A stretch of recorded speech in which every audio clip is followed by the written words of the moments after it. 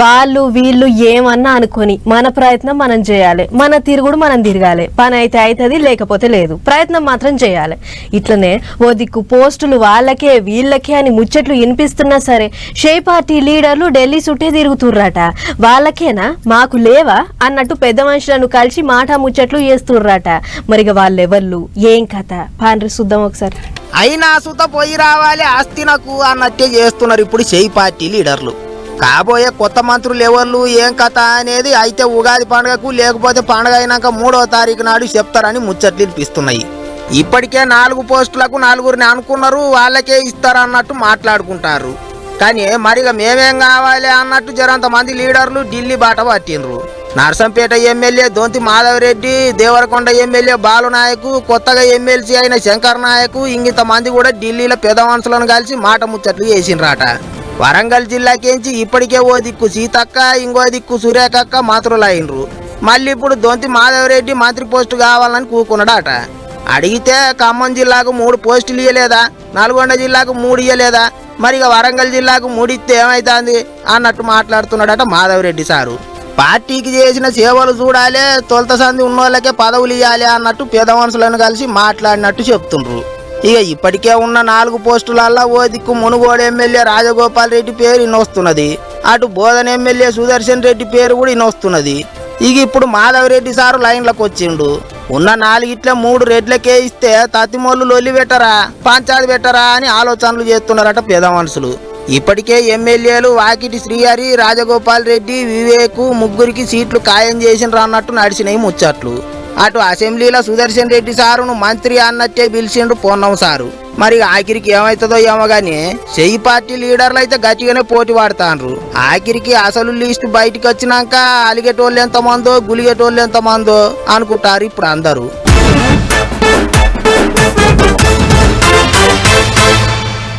అదేందో ఏమో గాని ఏడికన్నా దేవుని కాడికి పోదాము, పని మీద ఓ ఊరికి పోదాము అని అడిగితే ఆ పని ఉన్నది, లీవ్ దొరుకుతలేదు, పని పాట లేదనుకుంటున్నావా అన్నట్టు మాట్లాడుతుంటారు చాలా మంది. అదే గోవాకు పోదాం అని అడిగి చూడరు, బస్తాలు సర్దుకొని పోదాం అంటుంటారు చాలా మంది. మరి గంతగానం కమాలు ఉన్నదట అక్కడ గోవా సార్లగుండా. సరే దాని ముచ్చట అట్లా ఉండని ఎవర్రి గాని ఇక ఒక్కసారి గీ ముచ్చట చూడుర్రి. సుక్క రేట్లు తక్కువ అని చూడదగ్గ బీచ్లు ఉంటాయని మనోళ్ళు అంటే చాలు గోవాకు ఉరుకుతుంటారు. ఏ మాట కా మాట అందరికంటే ఎక్కువ మనోళ్ళ గిరాకే ఎక్కువ ఉంటది అక్కడ. అయితే ఇక ఇప్పుడు అసలు ముచ్చట ఏంటిదంటే ఇప్పటి సంది అందమైన బీచ్ల కొరకు ఏక్ బీచ్ హోటళ్ల కొరకు గోవాకే పోయే అవసరం లేదట. మన దగ్గర కూడా అచ్చం గోవా బీచ్ల తీరుగా అభివృద్ధి చేస్తారట. ఏపీలో ఉన్న బీచ్లను మంచిగా చేసేందుకు సెంటర్ సర్కార్ వాళ్ళు దగ్గర 100 కోట్లు ఇచ్చిండ్రాట. సూర్యలంక, బాపట్ల, చీరాల గిట్లా చుట్టుముట్టు 12 బీచ్లు ఉన్నాయి. వాటన్నిటిని మంచిగా చేసి సకల సౌలతులతోని ఎట్లయితే గోవాల ఒడ్డుపోంటి గుడిసెలేసినట్టు మన దిక్కు బీచ్లలో కూడా గుడిసెలు హోటళ్లు కట్టి పబ్లిక్ ను రప్పియాలి అని చూస్తున్నారట. మనోళ్ళ పైసలన్నీ ఆ గోవాకు పోవుడేంది, మనకన్నే సముద్రం ఉన్నది, ఇక్కడనే గోవా తీరుగా చేస్తే మన ఆందాన్ని మనకే ఉంటది కదా అని ఆలోచనలు చేస్తున్నారట. గజేంద్ర సింగ్ షెకావత్ గారు ఆంధ్రప్రదేశ్ రాష్ట్రానికి పర్యాటక శాఖకు చెందిన టూరిజం ఇండస్ట్రీకి 97.52 కోట్ల రూపాయలు ఫండ్ని అనౌన్స్ చేయడం జరిగింది. హైదరాబాద్ నుంచి గోవా పోవాలంటే 12 నుంచి 14 గంటలు ప్రయాణం, హైదరాబాద్ నుంచి చీరాల బీచెస్కి వెళ్ళాలంటే 6.5 గంటలు ప్రయాణం. ప్రభుత్వం ఏర్పాటు చేసిన ఈ కామన్ ఇన్ఫ్రాస్ట్రక్చర్తోని ఈ నంబర్ ఆఫ్ రిసార్ట్స్ ఒక 1200 రిసార్ట్స్కి పెరిగి రూమ్స్ కూడా 12,000 రూమ్స్ పెంచాలని మన ఉద్దేశం. కాదన్నట్టు అమరావతికేంచి హైదరాబాద్కేంచి మాపటీలు బస్సు ఎక్కితే 15 గంటలు పానసరం పడుకుంటూ పోవాలి గోవాకు పోవాలన్నట్టే. మన దగ్గర సముద్రం లేదా, బీచులు లేవా, బండి ఎక్కితే 4 గంటలలో బాపట్లలో దిగుతాం. అందుకే బీచ్లన్నీ మంచిగా చేయాలి, పెద్ద హోటళ్లు కట్టాలి అన్నట్టు చూస్తున్నారట.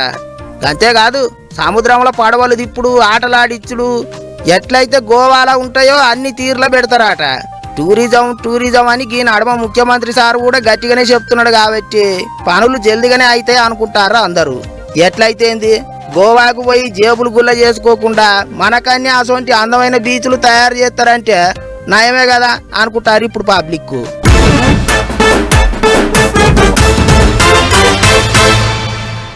ఎన్ని మాటలు చెప్పినా ఆలాగమయ్యిర్రు ఈలాగమయ్యిర్రు అని ఎన్ని మాటల వార్తలు రాసి ఆగం కాకుర్రి అని ఎన్ని ముచ్చట్లు చెప్పినా ఒక్కళ్ళకు కూడా షెవకెక్కలేదబ్బా.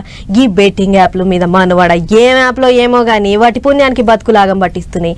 యాప్ల మీద ఉన్న మోజుతోని చేసిన అప్పులు తీర్చేందుకు ఉన్న ఆస్తులు కూడా సరిపోకుంటాయినాయి. బెట్టింగ్ యాప్లలో పెట్టుబడులు పెట్టుడుతోని పబ్లిక్ ఆగమవుతున్నారు, అప్పుల పాలవుతున్నారు, చేసిన అప్పులు తీర్చలేక పానాలు తీసుకుంటున్నారని ఓ నెలల సంది ఒకటే లొల్లి రాష్ట్రంలో. ఇంత అవుతుంటే కూడా నా కొడుకు 10 మందిలో పడవద్దని కడుపులో పెట్టుకొని దాచుకుంటున్నారు చాలా మంది అవ్వయ్యలు. నా కొడుకు ఆన్లైన్ లో బెట్టింగులు పెట్టి ఆగమైందని బయటకు వచ్చి చెప్పిన వాళ్ళు ఎవ్వలేరు. కానీ ఇగో ఇయ్యాలకి అవ్వొచ్చింది. బెట్టింగ్లతోని నా కొడుకు వదిగానే మీరు కూడా ఎవరు ఆగం కాకూరి అని చెప్తున్నది అందరికి. సెకండ్ ఇయర్ చేసేటప్పుడు బెట్టింగ్ ఆడి బెట్టింగ్ లో నీలమై 30 లక్షలు లాస్ చేసిండు. మాకు 1 ఇయర్ దాకా చెప్పలేదు ఇంట్లో. 1 ఇయర్ తర్వాత మాకు చెప్పిండు 100కు 30 రూపాయలు చొప్పున ఇంట్రెస్ట్ తో తీసుకొని ఆ బెట్టింగ్ లో పెట్టి 30 లక్షలు లాస్ చేసిండు. 20 గుంటల పొలం ఉంటే అమ్మేసినాము. ఇప్పుడు బాగా అప్పులు ఉన్నాయి, అందరు అడుగుతుర్రు. మరి మా కొడుకు ఇప్పుడు బీటెక్ కంప్లీట్ చేయలేదు, అటు కాకుండా నష్టమైంది. మా కొడుకు లెక్క చాలా మంది చనిపోతుర్రు. ఇప్పుడు మా కొడుకు కూడా చనిపోతా అంటే మేము కట్టినాము. 30 లక్షల వరకు అప్పులు చేసిండట వాళ్ళ కొడుకు. ఉన్న అద్దెకరం పొలం బేరం పెట్టి అప్పులు కట్టిరట. అయినా వాళ్ళ కొడుకు చేసిన అప్పులు తీర్తలేవాట. మరి 1 రూపాయ 2 రూపాయల 30 లక్షలు 100కు 30 రూపాయల వరకు మిత్తి అంటుంటివి ఎట్ట తీర్తాయవా? మరి రేవంత్ రెడ్డి గారు ముఖ్యమంత్రి గారు మీరు మాత్రం సహాయం చేస్తారని నమ్మకం కొద్ది ఉంటున్నా. చేయండి. బీజేపీ, కాంగ్రెస్, టీఆర్ఎస్ మీ అందరికి చెప్తున్నా ఒకటే మాట, ఈ యాప్ మాత్రం తీసేయండి. ఈ బెట్టింగ్లతో చాలా నష్టపోతుర్రు, పిల్లలు అందరూ చనిపోతుర్రు. వాళ్ళ తల్లిదండ్రులు ఎంత కష్టపడి సాధిండ్రు. దయచేసి ఇది మాత్రం తీసేయండి. 10 ఏళ్ల సంది బెట్టింగ్ల మీద పబ్లిక్ ఆగమవుతున్నా ఏ గవర్నమెంట్ వాళ్ళు పట్టించుకుంటలేరు అనేది ఆపోచన. ఇప్పటికన్నా గవర్నమెంట్ వాళ్ళు మనసు పెట్టి ఇటువంటి యాపులు లేకుండా చెయ్యాలి అని అడుగుతున్నది. రాజన్న సిరిసిల్ల జిల్లా ఎల్లారెడ్డిపేట మండలం నారాయణపూర్ ఊరు గీలది. గీ అక్క పేరు శోభ, వాళ్ళ కొడుకు పేరు వినయ్ రెడ్డి. ఇంజనీరింగ్ చదువుకొని హైదరాబాద్ కు పోయి బెట్టింగ్ యాప్లకు అలవాటు పడ్డాడట. అందుకనే గా యాప్ల మీద నజరేయాలి, కాలేజీలలో చదువుకునేటి పొల్లగాళ్ళ మీద కూడా ఓ నజరేయాలి అని అడుగుతున్నది గవర్నమెంట్ వాళ్ళను. అలా కొడుకోదిగానే ఎవరు కావద్దు అనేది అక్క ఆపోచన. ఇన్నొద్దుల సంది ఎవరు బయటకు వస్తలేరు, మాకు ఎవ్వలేం చెప్తలేరు అన్నారు కదా సార్లు. ఇప్పటికి అక్క మాటలు విన్నాకనన్నా జరగ బెట్టింగ్ యాప్ల సంగతి ఏదో చూడూరి. మళ్ళా గవర్నమెంట్ అనుకుంటే కాందే ఉంటది, చూడూరి రూపాయలు కావిడి సంగతి ఏందో.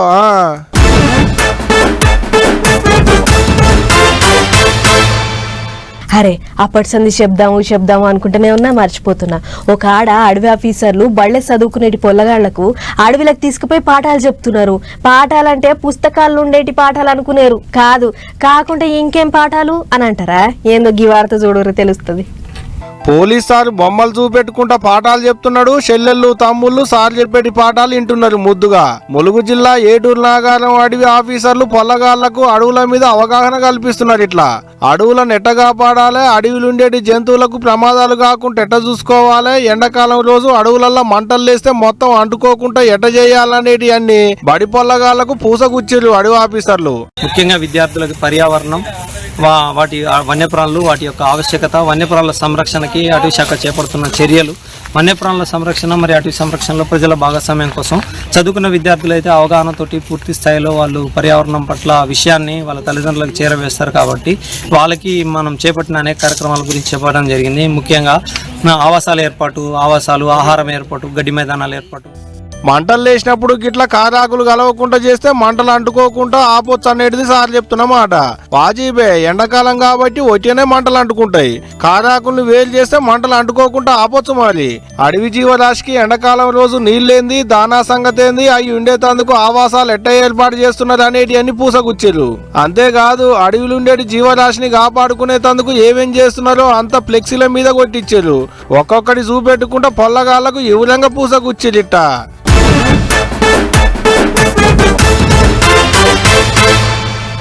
ఇప్పుడంటే పెద్దవి లేవు కానీ వెనకట ఎట్లుండే బాయికాడ ఒక అమ్మాకుల కొట్టం నిండా ఎడ్లు, ఆవులు, పక్కపొంటి గడ్డాములు, చుట్టూ పచ్చటి షేల నడమ ఇల్లున్నట్టే ఉండేటిది. పొద్దుగాల పోతే రాత్రి దాకా ఆడనే ఉండేటోళ్ళు. అప్పట్లో వరి పొలాలు కోసుకునేటప్పుడైతే ఏకంగా ఆడనే వండుకొని తినుకుంటా పళ్ళు చేసుకునేటోళ్ళు చాలా మంది. కానీ ఇప్పుడు అసొంటి కొట్టాలు కానొస్తలేవు, అసొంటి మనుషులు లేరు. ఓహో మంజులా జర ఆగు, ఎందుకు లేరు? మస్తు మంది ఉన్నారు. ఏకంగా ఒక ఆయన బాయికాడో ఇల్లే కట్టిండు. చుట్టూ షేలు అడ్మిట్ల ఇల్లు పారిగోడ కూడా గట్టిగానే కట్టిండు. కాకపోతే అది సిమెంట్ కలిపి ఇటుకలు వేసి కట్టిన ఇల్లు కాదు, మొక్కజొన్న కంకులతోని కట్టిన ఇల్లు. కంకులతోని కట్టిన ఇల్లే. చూడలి గోడలు, కిటికీలు, దర్వాజలు, పైకప్పు ఆఖరికి పారిగోడ వరకు అంత కంకులతోనే కట్టిల్లు. వరంగల్ జిల్లా చెన్నారావుపేట మండలంలో ఉన్న కోనాపురం ఊళ్ళో ఉన్న ఒక మొక్కజొన్న చేనుల గిట్ల కంకులతోని ఇల్లు కట్టిల్లు. అది రైతులని ఎడక చెప్పేందుకు ముంగటో ఎడ్ల బండి కూడా పెట్టిల్లు. ఇచ్చంతరం ఏందంటే దాన్ని కూడా కంకులతోనే సింగారిచ్చిల్లు ముద్దుగా. రోడ్డుకు పక్క పొంటే ఉండుతోని వచ్చేటోళ్ళు పోయేటోళ్ళు ఆగి గిట్ల ఫోటోలు వీడియోలు గుంజుకుంటున్నారు, సోషల్ మీడియాలో పెట్టుకుంటున్నారు. అయితే నేను వాట్సాప్లలో, గ్రూప్స్లలో, ఇన్స్టాగ్రామ్స్లలో ఈ ప్లేస్ని చూడడం జరిగింది. నాకు చూడడానికి కూడా చాలా బాగా అనిపించింది. ఇలా కామ్తో చేయడం కూడా చాలా ఇంట్రెస్టింగ్ అనిపించి నేను మా మామయ్య నా ఫ్రెండ్స్ని తీసుకొని వచ్చి చూశాను. అసలు ఇట్లా ఉంటుంది, ఇట్లా కంకులతో కూడా ఇల్లు కట్టచ్చు అని ఫస్ట్ టైం చూసిన. ఇది చూడడం కోసమని అక్కడి నుంచి వచ్చిన. మరి గట్ట కంకులతోని ఇల్లు ఎందుకు కట్టిల్లంటే దాని వెనక కూడా ఒక కథ ఉన్నది. ఒక ఇత్తనాల కంపెనీ వాళ్ళు గిట్లా మొక్కజొన్న చేనుల కంకులతోని ఇల్లు కట్టిల్లు. పబ్లిక్ కు వాళ్ళ కంపెనీ పేరు ఎడక చెప్పేందుకు. మామూలుగా మా ఇత్తనాలు వాడకం చెయ్యాలి అని చెప్తే వినరు కదా, అందుకనే ఇటువంటి ఇకమతి చేసిల్లు అన్నట్టు. ఇది 9217 అనే ఇత్తనం ఒక 3 సంవత్సరాల క్రితం కానీ చేస్తాను. ఒక ఎకరాన 40 క్వింటాలు వెళ్తాయి. ఆ 40 క్వింటాలు అయినా మనకు బెండు సన్నగా ఉంటుంది. వరుసకు 16-17 సార్లు పోతాయి. ఎంత గాడుగు దూరం వచ్చినా కానీ ఒక కర్ర కూడా ఇట్లా ఆడడం వల్లే మనం మంచి దిగుబడి వస్తాను. కార్లు బండ్లు వేసుకొని వస్తున్నారు కంకులతో కట్టిన ఇంటిని చూసిపోయేందుకు. ఈ అక్కలు కూడా అంతే, సోషల్ మీడియాలో చూసి వచ్చిల్లట, మస్తు మురిసిపోతున్నారు. చూస్తుంటే రేపు వరంగల్ జిల్లాలకి కంకులతో కట్టిన ఇల్లు పర్యాటక ప్రదేశమే అయ్యేటట్టుంది. పోండ్రి లవ్ల పడొద్దు, ఓ కాళ్ళ పడ్డమంటే పెద్దలను ఒప్పించి పెళ్లి చేసుకోవాలి, అంతేగాని మోసం చెయ్యొద్దు అని అంటుంటారు పెద్దలు. సరే, ఎంతమంది మోసం చేస్తుర్రు, ఎంతమంది నియతగా పెళ్లి చేసుకుర్రు అనే ముచ్చట అట ఇంకా చెప్పుకుందాం గాని, మొదలు కొమరం భీం జిల్లాలో ఒక తమ్ముడు ఒక్కల్ని కాదు ఏకంగా 2 అమ్మాయిలను పెళ్లి చేసుకొని చూడొచ్చిన వాళ్ళకే షాక్ ఇచ్చిండు. మరి ఒకటేసారి ఇద్దరిని ఏమిటికి చేసుకుండు, ఏందా కథ అనేది పూరాగా అరుసుకొని వద్దాం పార్రి. నెత్తికి రుమాలు చుట్టి కళ్ళకు అద్దాలు పెట్టి అటో పొల్ల ఇటో పొల్ల ఎంట నిలవడంగా ఫోటోకు పోజులు ఇస్తున్న గీ తమ్ముడిని చూస్తుర్రు కదా. ఇగో గీ తమ్ముండే గా పెళ్లి ముచ్చట. పేరు సూర్యదేవ్. కొమరం భీం జిల్లా లింగాపూర్ మండలం గుమ్నూర్ అనే ఊళ్ళో అయ్యింది గీ పెళ్లి. అయితే మామూలుగా ఎవరన్నా పెళ్లి చేసుకుంటే పిల్లగాని పేర్లు రాసుడు మనం బొచ్చడు దిక్కులనే చూసినాం. కానీ ఈడ సూర్యదేవ్ వివాహం లాల్ దేవి, జల్కర్ దేవి అని 3 పేర్లు రాపిచ్చిర్రు. అంటే ఒకటే దెబ్బకు 2 పీటలు అన్నట్లు. ఒకటే ముహూర్తంలో 2 లగ్గం ఆడిండు. మరి గట్లెందుకు చేసినవా అని అంటే, గీ తమ్ముడు ఈ 2 పెళ్లి పిల్లలతోని లవ్వాయనం నడిపిండట. గా ముచ్చట కాబోయే 2 పెళ్లాలకు చెప్పిండట. అదిన్న సూర్యదేవి ఇంకా జల్కర్ దేవిలు, సరే సూర్య, ప్రేమించి మోసం చేయకుండా పెళ్లి చేసుకుంటా అంటున్నావు, అంతకంటే మాకు ఇంకేం కావాలి అని తలకాయ ఊపిర్రు. సీన్ కట్ చేస్తే 2 పేర్లు గిట్ల పత్రికల్లో కొట్టించి కులపోళ్ళు, చుట్టాలు, పక్కాలు అందరూ చూస్తుంటే డబల్ లగ్గం చేసుకుండు. అట ఇంకా 2 పెళ్లాల చేతులు పట్టుకొని పోలు తిరిగిండు. అట్లనే ఈ 2 పెళ్లాల ముద్దుల మొగుడు ఏ కోటీశ్వరుడో భూసామో కాదుల్లా, ఓ సాధారణ రైతు. 3 ఏళ్ల సంధి లవ్వాట ఆడి మొత్తానికి 3 ఒకటయ్యిర్రు. ఆయనకిద్దరు అనుకుంటా పోయిర్రట. సరే బానే ఉంది గాని, ఏదన్నా తెచ్చేదున్నా కొనేదున్నా 2 సమానంగా చూడతామే. ఆయనతో ఒకళ్ళ మీద పారం చూపించి ఇంకొకళ్ళ మీద ప్రేమ తగ్గితే 2 కలిసి నీతోనే ఆడుకుంటారు అని పరాశకం కామెంట్ పెడుతురు ఈ ముచ్చట చూసిన నెటిజన్లు. అంతేకాదు, ముంగట ఏదన్నా ఎటమటం అయితే, ఏమండి ఆవిడొచ్చింది సినిమాలో శోభన్ బాబు సార్ లెక్క చేతమ్మి, 2 తవ్వకొస్తారు అని రూపాయి ఖర్చులేని సలాలు ఇస్తుర్రు గీ లగ్గాన్ని చూసిన పబ్లిక్. ఏదేమైనా లవ్వాడి మోసం చేస్తున్న గీ రోజుల్లో కూడా లవ్ చేసిన 2 పెళ్లి చేసుకున్నాడంటే తమ్ముని నియత్కి తారీఫ్ చేయాల్సిందే. ఏమంటారు?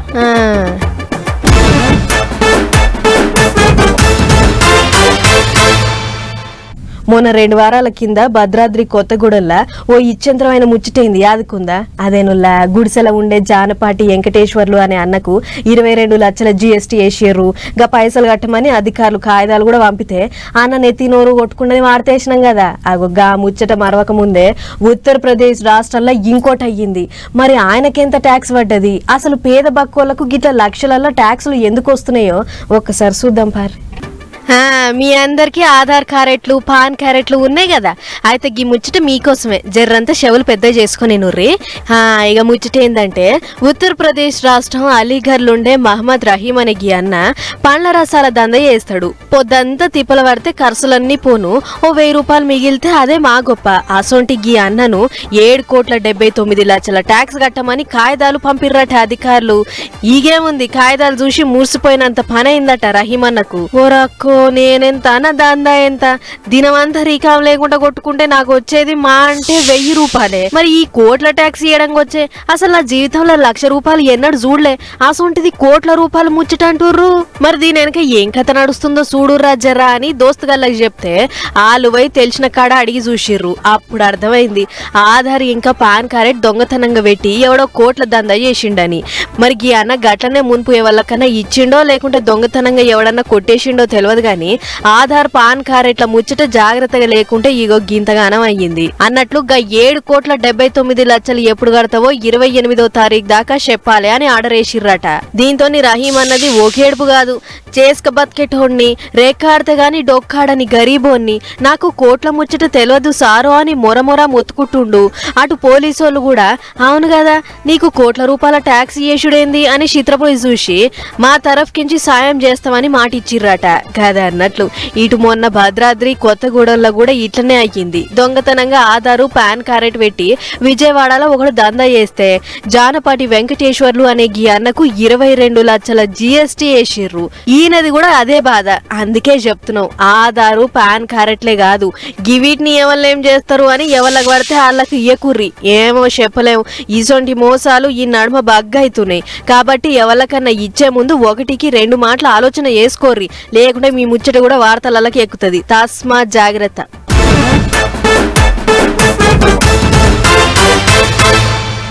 ఇగిన్ని చిట్కు పుట్టుకు ముచ్చట్లున్నాయి, ఫటాఫట్ ధనాదన అవి కూడా చూసేర్రి. ఓరక్కో దేవాదుల పంపులు ఇట్లా చాలా అయినాయో అప్పుడే హన్మకొండల పైపులు పగిలిపోయినాయిగా. ధర్మసాగర్ మండలం సాయిపేటల పైపులు పగిలి గిట్ల నీళ్లు సిమ్మిచ్చి అట్టిగా పోతున్నాయి. అయితే గండి రామారావు రిజర్వాయర్ కు పోయే పైప్ లైన్ సబ్ స్టేషన్ ఖరాబ్ అయిందట. దీంతో మోటార్ ట్రిప్ అయి ఆ లోడ్ పైపుల మీద పడ్డది. ఈగేముంది, పైపులు పగిలి గిట్ల నీళ్లన్నీ వృధాగా పోయినాయి. అసలే నీళ్లు లేక 1000 ఎకరాల పంటలు ఎండిపోతున్నాయి. 100 కిలోమీటర్లు తిప్పలు పడి తెచ్చుకున్న గోదావరి నీళ్లు గిట్ల ఏమిటికి అక్కడికి రాకుండా పోతుంటే అధికారులు ఏం చేస్తున్నట్లు అని గరవైతుర్రు రైతులు. ఆదిలాబాద్ పట్టణంలో ఫుడ్ సేఫ్టీ అధికారులు చెకింగ్లు చేసిర్రు. అనుమానం వచ్చిన హోటల్ కు పోయి చూస్తే ఇగో గిది కథ. ముంగటనేమో సాఫ్ సీఫ్ గా నైస్గా ఉంటున్నాయి, కానీ వంట అర్రలకు పోయి చూస్తే ముక్కులు పగిలిపోతున్నాయి. ఫ్రిడ్జ్ తీసి చూస్తే అంతా కులిపోయిన మాంసమే ఉంది. కొన్ని స్వీట్ షాప్లలో చెకింగ్లు చేస్తే ఎటు చూసినా డేట్ దాటిపోయిన మాలే ఉందట. గీ అల్క తక్కువ జనాలకు పెడుతుర్రా అని కోపానికి వచ్చిన అధికారులు హోటళ్లు ఇంకా స్వీట్ షాప్ల మీద కేసులు బుక్ చేసిర్రు. మరిగా ఎందుకైనా మంచిది, ఊకే బయట తిండి బంద్ చేసుకొని ఇంట్లో వండుకొని తింటే ఏ లొల్లి ఉండదుగా అని అనుకుంటుర్రు గీ ముచ్చట చూసిన అక్కడి జనాలు. ఖమ్మం జిల్లాలోన్న ఓ వైన్ షాప్ లో దొంగలు పడ్డారు. కొనిజర్ల పట్టణంలో ఉన్న గీ మందు దుకాణంలో అర్ధమరాత్రి దొంగలొచ్చి మొదలు పైకప్పు రేకులను కత్తిరిచ్చిర్రట. అటెంక మోపున దుకాణంలకు దిగి చేతికి అందిన కాడికి మందు సీసాలు అందుకుని అవతల పడ్డారట. ఇక తెల్లారి దుక్నపోళ్ళు వచ్చి చూసేసరికి గీది కథ. ఈగేముంది, పోలీసులకు ఫోన్ కొట్టి ముచ్చటంతా చెప్పిర్రు. వాళ్ళొచ్చి అంతా చూసి అత్త పత్త అరుచుకుంటే 3,20,000 మాల్ పోయిందని చెప్పిర్రట దుక్నపోళ్ళు. సీసీ కెమెరాలలో చూసిన పోలీసోళ్ళు గా మందు బూకరోడు ఎవడు కావచ్చు అని ఎంకలాడే పల్ల ఉన్నారట.